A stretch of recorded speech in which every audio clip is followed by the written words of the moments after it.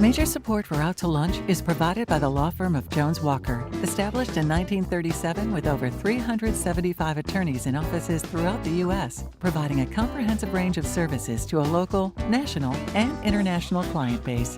JonesWalker.com. And by Hancock Whitney. Hancock Whitney is here for families, here for businesses, here for communities during this challenging time. Visit HancockWhitney.com/COVID-19 for the latest. And by Short & Associates, legal recruiters in Louisiana and Texas. From across Louisiana, we're out to lunch with Peter Raschuti, Stephanie Regal, and Christian Mader. Peter Raschuti is Tulane University's Freeman School of Business Professor of Finance. Stephanie Regal is editor of the Baton Rouge Business Report. Christian Mader is publisher and editor of The Current. It's business, Louisiana style. Hi, and welcome to Out to Lunch, Louisiana. I'm Christian Mader in Lafayette. I'm Peter Raschuti in New Orleans. I'm Stephanie Regal in Baton Rouge. As Louisiana reopens and we continue to navigate the fallout from the COVID-19 pandemic, Christian, Peter, and I are taking a weekly statewide look at what's happening in the world of business and finance. Today, we're going to be joined by Judi Terzotis, the publisher of the daily newspaper, The Advocate. The newspaper has editions in New Orleans, Baton Rouge, and Acadiana, and Lindsay Navarro. She's the executive director of El Centro, an organization that supports Louisiana's Latinx Entrepreneurs. But let's start in Baton Rouge, Stephanie, where I understand maybe the pandemic that we've been experiencing over the last few months feels like it might be kind of ending there. Or at least that's the attitude the business community might have. What's going on in Baton Rouge?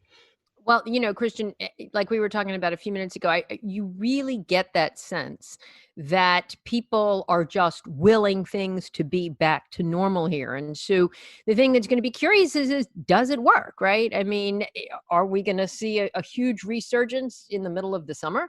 Or will things really go back to as close to normal as we can get? I mean, I'm not saying that people outside of the conservative members of the state legislature are not taking precautions, because businesses very definitely are. But I mean, you're really seeing a resumption of commercial activity. I was touring a mixed-use traditional neighborhood development last week, and I mean, construction is blowing and going there. They've been selling new houses in the moderate to upper end segment of the market, homes in the $600,000, $800,000 range, at least one a week at the slowest part of the pandemic. So that sort of gives you an idea of where things are. As pools reopen and camps reopen, people are out and about. And the restaurants and the bars, even though they're still under, the phase 2 guidelines that limit the number of people they can have in there, it really doesn't look like there's a whole lot of social distancing going on when you drive by and you see a bunch of people crowded on the patios. They're not wearing masks, and they certainly are standing close together. So whatever the capacity limits are, it looks very much like things are sort of back to normal. Stephanie, one of the things, Wall Street is rolling along, really doing well. And sometimes they say there's a difference between Wall Street and Main Street. Wall Street's betting on a lot of pent-up demand. Where do you think the most pent-up demand is? It's interesting because I think Wall Street's as disconnected from reality as a lot of people in the Baton Rouge business community are. I mean, I really think there are huge socioeconomic studies to be done on this one day. But I mean, the small businesses are hurting, right? So, I mean, people just who haven't been able to get their hair cut, who haven't been out to go shopping, who haven't done things like that. I think that's where you're going to see a whole lot of demand. I mean, of course, there's been the whole slowdown in the industrial sector, industrial construction. That's really not going to change because that's being influenced by the oil prices, right? Real estate here really hasn't been affected here yet. And if things continue to recover and we don't have a huge setback in the next 2 months, I think real estate's going to do just fine. So, I mean, it's really in the retail sector, I think, where there's been so much pent up demand. Now, I mean, even though the crowds are coming back, the restaurants are going to struggle. And we've heard of some restaurants that are closed for good because even at a 25 or 50% capacity, they can't make it, and their margins were so tight to begin with that it's going to be tough. But people are willing this thing away. So the question is, will it actually work? Christian, in Lafayette, are you seeing that same sort of mentality, among the business community? And how are the small business? How's Main Street Lafayette doing? The main street in Lafayette, in a lot of ways, if you kind of think about the layout of a traditional city, right, is Jefferson Street in downtown Lafayette. And by all accounts, it was back over the weekend. And I long ago gave up my evening jaunts, but my understanding is the bars are, kind of starting to come back.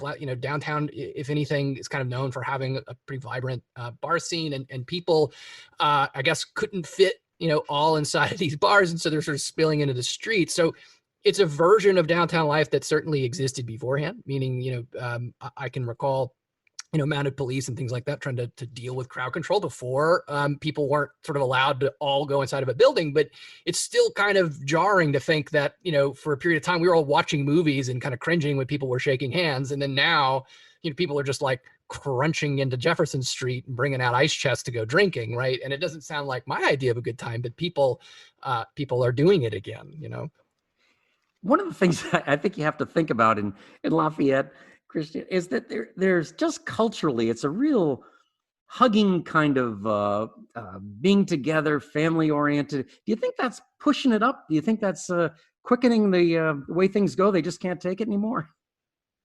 I don't know if there's anything sort of family oriented about people going downtown. I, with all due apologies to the people that try to make it that way. But I mean, yeah, it's a good time and kind of place. And I think there's got to be something to be said for folks having, spent the last few months being unable to do that. And I mean, to some extent, you guys talked about sort of pent up demand. Like, yes, there's likely some pent up demand. I mean, we had a pretty seasonably nice spring, and yet no one could go downtown or kind of get out onto the verandas and do their, outdoor drinking. And so I think maybe that has something to do with it. I mean, certainly the thing that I've witnessed over the past few months is just people biking everywhere. And so maybe they're just sort of tired of that, and it's too hot to bike, but, just hot enough to drink, right? So I think that's maybe what's going on there. And it's interesting, kind of speaking of biking and changes in the way people get around. Peter, I understand that in New Orleans, right, they're thinking about shutting down the French Quarter to car traffic, which is actually something that I think is kind of in the ether here, like the idea that maybe they should turn portions of downtown, at least temporarily, into pedestrian walkways. And that's a trend that we're seeing nationally. In fact, I mean, tell us about that. Is the mayor really going to get this done? I mean, it kind of makes sense at face value, right? Yeah, and one of the things about COVID-19 is we're trying to figure out what is going to be the lasting impacts. The one everybody talks about is that more and more of us are going to be working from home, but this is more of a local issue. And Mayor Cantrell has put together a task force to look at how this would be done to get the cars out of the French Quarter. And I'm sure it would be controversial. In fact, there would be some businesses that it would be a positive for, and some would be a negative. One of the things she said in a press conference was that it would be good for restaurants in that they could now have tables outdoors. And then she also mentioned that street musicians would be not run over. That would be a good thing too. And it's just going to be interesting to see what the business community thinks of all that. And of course, what happens is when you saw the French Quarter completely empty, it just made you reimagine what that place could be in a way that you would never get a chance to see it like that. So, Peter, I mean, New Orleans is sort of a famously European city, right? I mean, it's maybe perhaps the most European city in the United States, San Francisco being the other, I suppose. But, you go overseas, and that's pretty common in central cities to break the whole thing down to no cars. So maybe this just makes sense. I mean, why didn't they do this before? Yeah, I looked it up, and there were a few times they've tried this before. Mayor Mitch Landrieu tried it, only with kind of little barricades that you see there every once in a while. But it is a very, very good question. It is so much a pedestrian area. I know at Tulane's campus, for instance, we'd had the main street, was driving for forever, and they took it out, and it's a pedestrian walkway, and it's 100 times better. So I think when people get the chance to see it like that, I really do think there would be no turning back. It's going to definitely be interesting to see how it all shakes out. You're listening to Out to Lunch, Louisiana with Peter Raschuti in New Orleans, Christian Mader in Lafayette, and I'm Stephanie Riegel in Baton Rouge. Whatever else has happened to you over the past few months, you've more than likely been keeping up with everything that's going on by checking the news. Along with NPR, some of Louisiana's most reliable news sources are the local newspaper, Baton Rouge and Acadiana editions of the Advocate, both in print and online. And in New Orleans, of course, there's NOLA Times-Picayune. The publisher of all the editions is Judi Terzotis. Judi, it's good to see you again. Welcome back to Out to Lunch. Thank you so much. And of course, the last time we spoke on this show back in February, which now seems like a lifetime ago, you were talking about how the Advocate was bucking national newspaper trends in the face of shrinking circulations and streamlined newsrooms in other places. The Advocate was actually hiring. It was growing. It had recently acquired the Times-Picayune. It was seeing new revenue streams, and then COVID hit. And now when you go to the Advocate's website, there's an advertisement that says our COVID-19 news team needs your help. And there's actually a donate button. I mean, sometimes I feel like I'm listening to public radio when I'm on your site. It's been reported that y'all have had to lay off people and some have had to take pay cuts. What was it about the pandemic that really turned the Advocate from an outlier media success story into a newspaper that's having a tough time? Yeah, and I still contend we're an outlier. We did what smart business people do, is we hunkered down. I will tell you, there were days in March where my chief revenue officer came into my office and said, we had $400,000 canceled today. The next day he would come in and say, we had $600,000 canceled today. And I'm not exaggerating. Of course, these are primarily, that kind of money is your large national chains who really had to reinvent themselves and how that they were going to market to their best customers. So we did what all businesses do. We looked inward and said, okay, we got to protect our readership. We got to make sure we have robust products. And, we've got to be able to serve our business community. So what can we do differently? We didn't lay people off. We actually put a group of folks on unpaid leave and intend to bring them back. We had the whole time have been paying them all 100% of their health insurance, and they could apply for unemployment. Then we took the rest of the staff and put a furlough in place. So not a pay cut. I mean, yes, it's less money, but they're getting time in return. So we launched initially in March of 1 day a week. So basically a 20% pay cut. And with that, though, I've been able to put back hours as businesses return. Yet you mentioned, we launched a donation campaign, as most media companies have done across the country. For-profit, nonprofit have put into place. We partner with local media association who has a nonprofit arm, a foundation. All of the donations go 100% to hours in the newsroom to cover COVID-19. So we obviously working with our accountants, external, internal, to make sure that we have the reporting. Well, a lot of things, as you know, when you take donations, you take grants, they're very buttoned up. And so very, very careful about that. So now we're at a place that our journalists are only taking one furlough day a month. So that shows you what has happened since March, where it was 1 day a week. Now it's only 1 day for the entire month, and I hope to be able to dissolve that in the next month. And so we've been putting back hours, but yes, we can't just hunker down. So we are also looking forward. And so you'll see now that we have job postings for critical positions that we intend to hire. So it is going to be a return. Thank goodness we got out of the gate very, very strong in Q1. That is really helping us weather the storm. But I think we're all learning how do we interact with our readers differently? How do we help advertisers gain traction in terms of getting a strong ROI? So it's an interesting challenge that I keep thinking to myself, this is going to end. There's a silver lining out of this, because how we interact is going to be very different, and that's a positive for sure. So yeah, we're learning with the rest of the world about how to reinvent ourselves. And one of the criticisms that you heard when you all were soliciting donations was that they are privately owned, and they're owned by one of the well-known wealthiest businessmen in the state, right? And he lives on a private gated street in uptown New Orleans. And so how did you all respond to that when you did hear that criticism? Yeah, I mean, we're a business, and we're one of John's businesses that have also, his other businesses have been severely impacted. So you run a business like a good, strong business should be run, regardless if you're owned by a national chain with, deep, deep pockets, as I used to work for Gannett, and, you run you just run for the best of the business and making sure that you're making those decisions, regardless of who your owner is.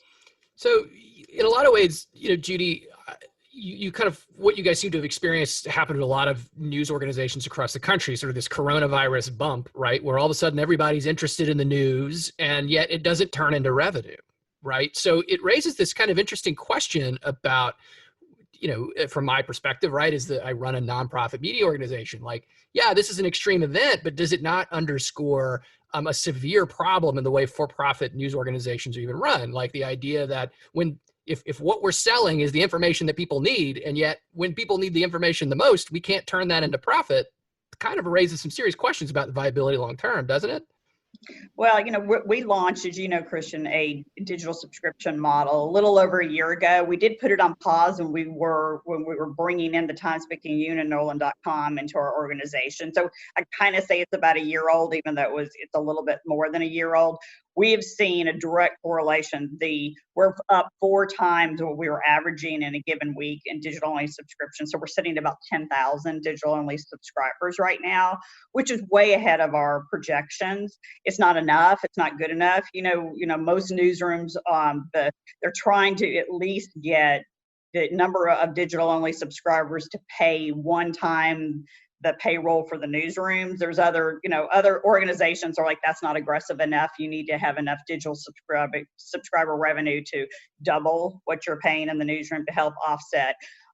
We also have seen a big increase in digital advertising, which was really the pleasant surprise out of it. Although print has been, it has definitely been impacted on ROP, but our digital advertising has held its own. And then some months in the last few months have actually exceeded our, of course, last year, but also our budgeted numbers. So we're seeing more people are coming to us. So we are seeing a direct correlation with digital subscribers and digital revenue. So it gives us, again, it's, how do you transform a traditional media organization? You better be running as hard as you can into digital. This is forcing us, because we have been a very traditional, news organization, because this Southern corridor still believes in print. And Stephanie and I were talking about that in February.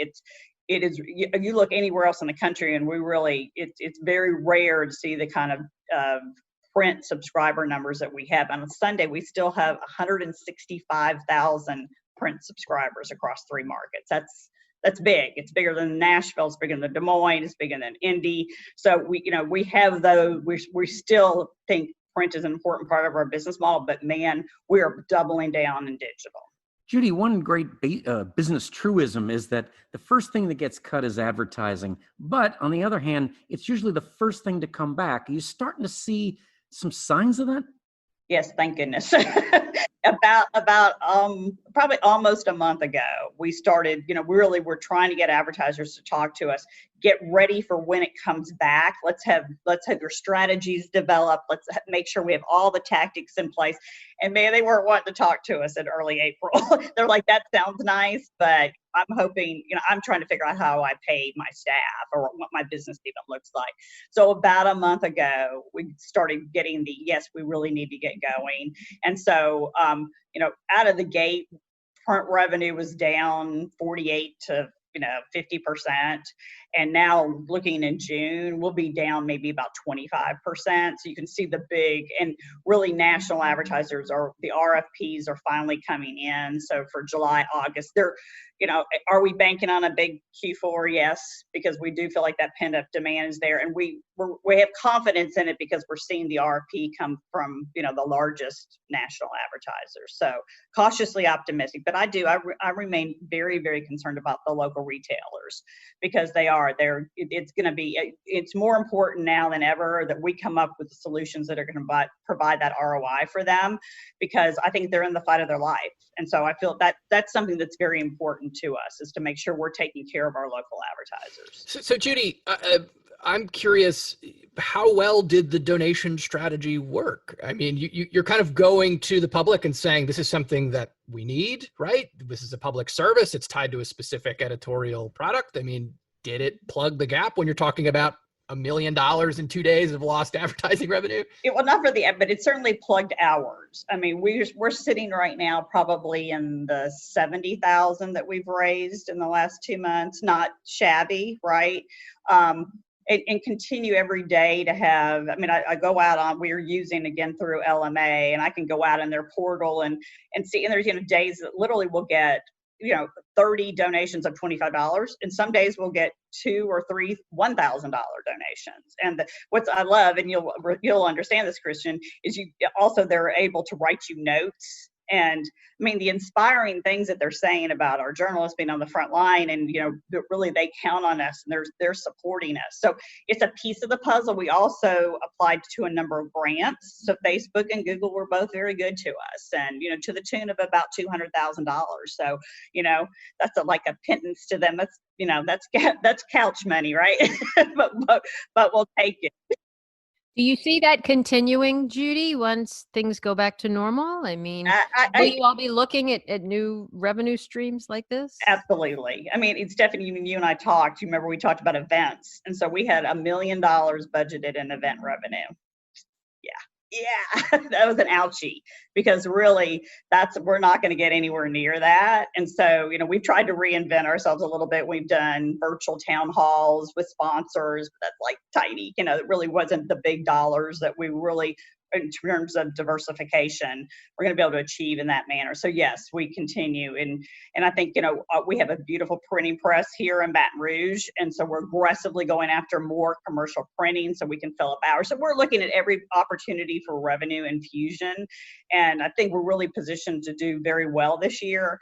I really feel like this dip will come out of it. I'm very confident. Judi Terzotis is publisher of The Advocate. Judi, thank you so much for joining us today on Out to Lunch, Louisiana. You're welcome. You're listening to Out to Lunch, Louisiana with Stephanie Regal in Baton Rouge, Christian Mader in Lafayette, and I'm Peter Raschuti in New Orleans. There's no two ways about it. This is a tough time to be in business. There is help available to get through this rough patch in the form of business loans, even grants. Some are through federal agencies, some are through state agencies, and there's money available from city governments in New Orleans and Baton Rouge and Lafayette. Getting a hold of this money is not easy. Typically, businesses benefit from being a member of a business alliance to help them navigate the maze of regulation and bureaucracy, but some businesses are too small to join alliances like the Chamber of Commerce. For those small owner-operated businesses, getting access to financial expertise is very, very challenging. You might be a great hairdresser, house painter, or plumber, but that doesn't mean you have great or even any business skills. Now imagine having the added problem of not being able to speak English. And that's the position many Latinx self-employed people find themselves today in Louisiana. And that's why there's an organization called El Centro. El Centro provides business assistance for Latinx entrepreneurs. The executive director of El Centro is Lindsay Navarro. Lindsay, welcomed Out to Lunch. Hi, thank you, Peter. It's such a pleasure to be here and truly an honor. It's hard for me to not fangirl in this moment. I love this show and the opportunity to share. I think what our organization is doing it means a lot to me. And tell me what the footprint looks like. Are you in parts of Louisiana, all of Louisiana? Yeah, so we're based out of the greater New Orleans area. To be honest, we've got a partnership with the Mexican consulate. And so I've traveled as far as Lafayette, as far as Lake Charles, up to Baton Rouge as well. And we even have customers who call us all the way out from Shreveport. So we're small but mighty, and the reach is quite broad across the state just because the need is so great for this resource within the community. Lindsay, what is the number one question you're getting from these entrepreneurs during this time? I think a lot of them are looking for capital. I think a lot of them are not sure how they're going to weather this storm. What we've faced, a lot of folks, what we're really seeing are the number of business owners who think they have employees but realize that they have independent contractors. And so when it comes to being eligible for some of this funding, they don't have the payroll to really meet the needs of the company. And so we've seen companies as small as, one-person shows, and then folks who are working in construction who have, 10 to 15 independent contractors. And so when they're applying for funding like the PPP, they don't quite meet the payroll requirements. And a lot of them had no idea this even existed. A lot of them felt that this wasn't meant for them. They weren't sure if they had to go to the bank or if they had to go to the government. And I think within the Latinx community or the Hispanic community, we have a fear for government. And the responsibility, I think, of even committing to a loan can be very daunting for some of these folks. And so when one thing is the application, and the application wasn't actually translated to Spanish until 2 weeks ago. And so while the government was touting this opportunity, it really wasn't language accessible for the community at large. And a lot of folks didn't feel that they were going to meet the requirements, meet the credit thresholds either, and they didn't even know where to start. So it's been interesting to have to educate the community and work with them. And so we work with Latinx individuals hand in hand, individuals and entrepreneurs in accessing that capital, helping them complete those applications. At first, it was the EIDL and helping them gain access to the portal. We created a YouTube video in Spanish that actually taught people step by step how to fill out the application. We even created a how-to guide. And then what was unfortunate was that a couple of weeks later, the portal was closed. And so I don't think people could rush to it fast enough. So now we're trying to connect folks to the PPP. And a lot of the Latinx community, a lot are ITIN holders, which means that they're taxpayers, but they may not have authorized work permits, so they can't work as employees.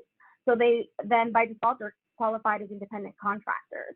And so a lot of them didn't see themselves as eligible for some of this funding. So I think educating them in that aspect in and of itself was, demystifying this. For folks to realize, like, hey, I'm eligible and this money can actually help me, right? So Lindsay, you touched on a point that I think a lot of folks have raised about that specific program, namely the payroll protection program, and sort of the wide gaps that it had for certain businesses that really fell through the cracks, right? So, a concern that we've seen here in Lafayette is, okay, well, where do we send them? Yeah, maybe they can get an economic injury disaster loan, but maybe that's not quite as generous as it would be if I were an employer. I mean, have you found situations where people, really fell through the cracks to the points where we're seeing like lots of business closures? I mean, has it been that damaging, or have you guys been able to really point them in a direction where you can keep them going with a proper bridge loan? Yeah, we haven't started to see the business closures, but I think we're getting to that point. I think we could potentially see it if there aren't incentives for the landlords to help accommodate for some of the rents that some of these folks are incurring. So I think every situation is extremely different. We've seen our media partners also have a difficult time making ends meet, not being eligible for the PPP because they had a ton of independent contractors as opposed to employees. And so, we're not quite there seeing the closures just yet, but I can't say it's inevitable. I think it's going to happen, and I think it's going to be unfortunate. But we try our best to connect folks. And so we're allies, we work very closely with the SBA and very closely with the SBDC. We're essentially that Spanish speaking liaison for the SBDC. And I think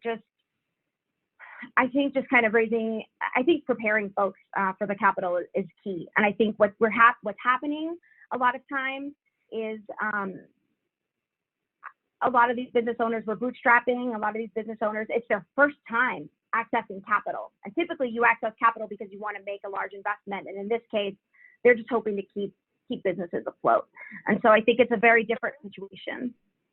So Lindsay, you raise a point though that I wanted to jump on that, because access to capital and the challenges therein is something we're hearing from a lot of minority business owners now as we're addressing issues related to the George Floyd protests and whatnot, and that's what you hear from minority business owners all the time, irrespective of the pandemic, right? Is how do they access capital? So I mean, even in the best of times, at a very practical sort of granular level, what can y'all do at El Centro? What do you do to help these really little guys and gals get money? Yeah, so I would be remiss if I didn't take the opportunity to highlight my background is actually in microfinance, and I worked with LaFund, which is one of the largest micro lenders in the nation. And so we're very familiar with alternative lenders.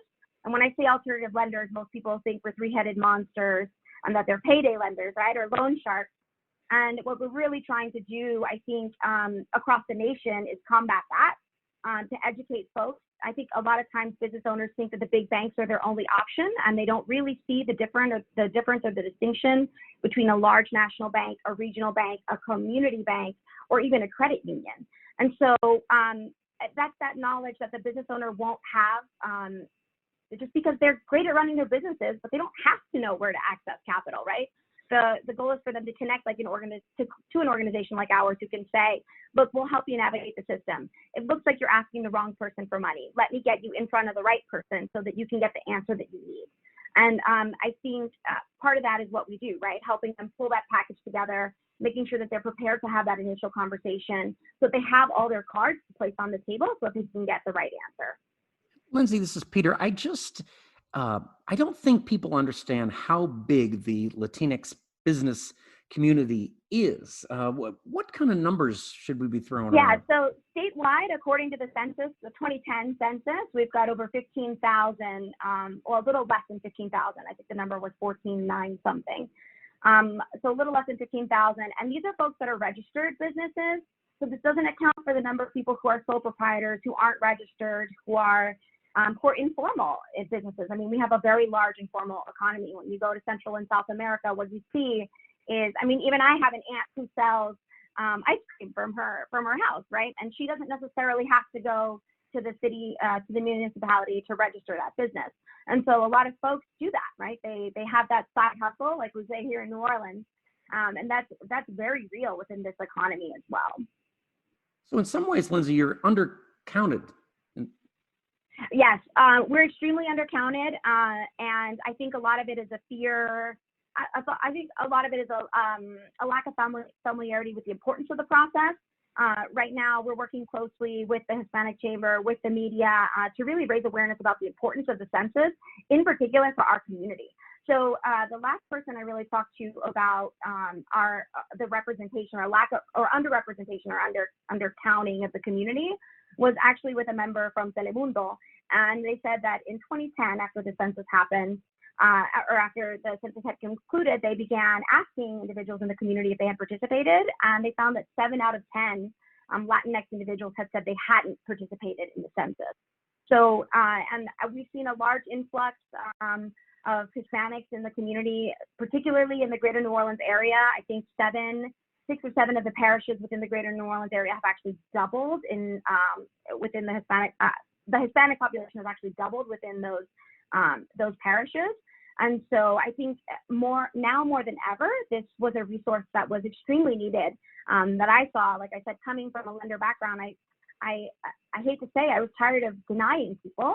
And I realized if I can just put my knowledge to good use and prepare folks to have this conversation, then we can really get them the access to capital that they need. And whether that is a business loan or even a mortgage, we've managed to identify those lenders who are willing to work within the community to help make those exceptions so that these folks can build what we call in Spanish patrimonio, or that equity. Lindsay Navarro is the executive director of El Centro. Lindsay, thank you so much for joining us on Out to Lunch, Louisiana. Thank you, Peter. It was a pleasure. And thank you for joining us for this edition of Out to Lunch, Louisiana. We edited these conversations to fit into the time slot here on your NPR station. You can hear longer versions of these conversations wherever you normally get your Out to Lunch podcast. If you're not an Out to Lunch podcast subscriber, search for Out to Lunch Baton Rouge, or Out to Lunch Acadiana on your podcast app. At some point, we hope to go back to hosting Out to Lunch around the lunch table, but for now, our Lafayette Out to Lunch restaurant, the French Press, is doing curbside takeout. And you can pick up their regular menu items or family dinner, and you can get delivery through Waiter or Grubhub. In New Orleans, Commander's Palace is closed, but you can have a range of ready-to-cook items shipped from Commander's Kitchen to yours anywhere nationwide. Information is at goldbelly.com. In Baton Rouge, Mansur's on the Boulevard is open. You can eat at the restaurant where they have 50% occupancy and outdoor dining, or get pickup. Out to Lunch, Louisiana is a production of I&O Broadcasting. The producer of our show is Grant Morris. Our technical producer is Eric Merle. And photos from this show on our website and social media are taken by Jill LaFleur. I'm Peter Raschuti in New Orleans. I'm Stephanie Riegel in Baton Rouge. And I'm Christian Mader in Lafayette. thanks for joining us today. We'll see you back here next week for more Out to Lunch Louisiana. Major support for Out to Lunch is provided by the law firm of Jones Walker, established in 1937 with over 375 attorneys in offices throughout the U.S., providing a comprehensive range of services to a local, national, and international client base. JonesWalker.com. And by Hancock Whitney. Hancock Whitney is here for families, here for businesses, here for communities during this challenging time. Visit HancockWhitney.com/COVID-19 for the latest. And by Short & Associates, legal recruiters in Louisiana and Texas. Mitchell Foreman wrote and performs all the music on Out to Lunch. You can hear Mitchell's music anywhere great jazz is sold or streamed, and at mitchellforeman.com.